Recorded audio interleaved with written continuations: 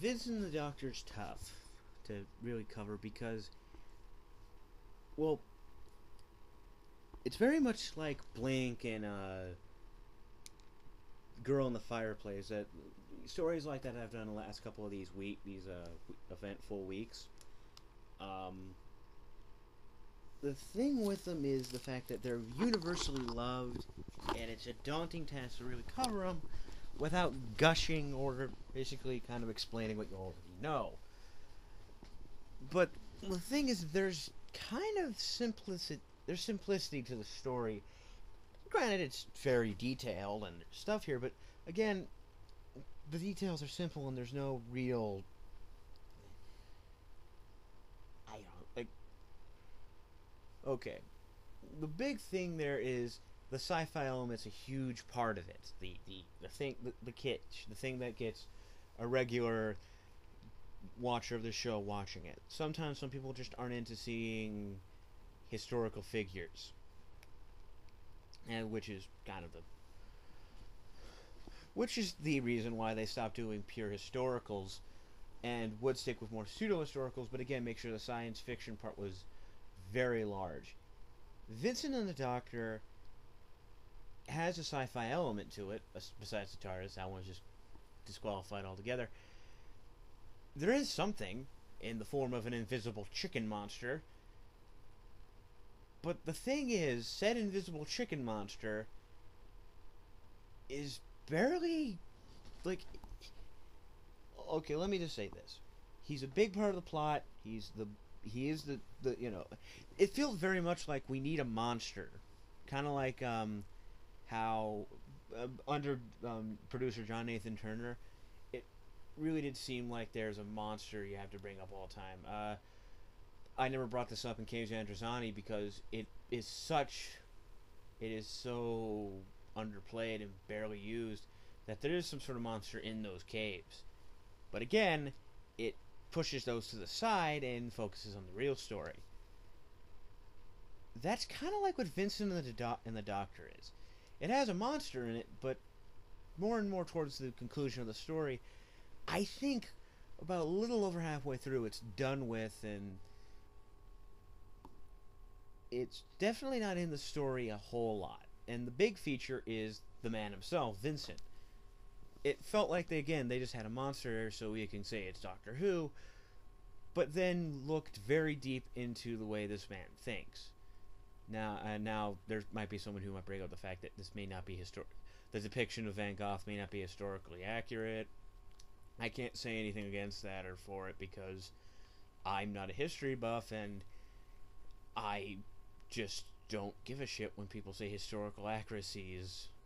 If it's something incredibly stupid, the thing is here, it's just tiny details that we have no real definite thing to do because it was so far long ago, and we just have all these small little hints that indicate something. We don't have full answers.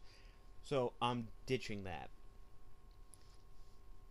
The way they did him, I felt, was well done because I'd shown this to my brother, and he was just hanging out watching me watch it, and was watching it with me because, well, I had the remote and he couldn't do a damn thing about it.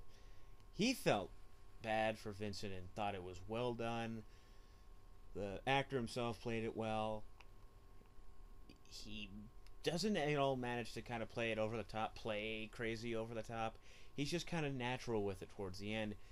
And it's done well and done tragically. The actor puts so much life into this character. And his interactions with the Doctor and Amy are good. And with those two, they're on top too, but the thing is, it's not entirely their story. Amy does get a little bit emotionally involved, and there's a moment where you see her crying, where you're, pushed to cry too with her.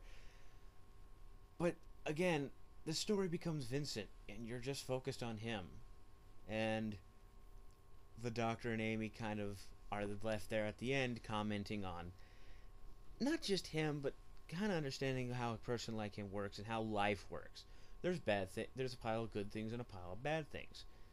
The thing is, you need to work and add to the good pile and always try and make that larger than the bad. You maybe can't get rid of the bad stuff in life, but try and outweigh it with good, and you'll all be fine. This one's going to be short, but I don't know what else to say. It's kind of like, in some weird way, a bizarro version of Unquiet Dead. If I now I'm kind of thinking about it, simply because where the story had a historical figure, Charles Dickens, the big kind of sci-fi element, the Gelf, was front and center. Not saying they didn't completely forget Dickens was there. They played him there, but the thing is, your attention was always, my attention personally, always seemed to focus on the Gelf. The story always seemed to hinge on how they worked and what they were doing and all that. Nothing was sidelined, but you always felt the prominent feature was the Gelf. Here, not that the invisible chicken monster is not important, but again, he's kind of slightly stepped down, with Van Gogh raised much higher. And again, not that that's bad, because it's well handled. And that's basically all I gotta say. Sorry for such a short review, but I don't have much to say that's already been said, and it's personally to me a big marvel. And I know there are people who may not disagree. I know there's a big kind of split here with people who just don't like it, or don't fully.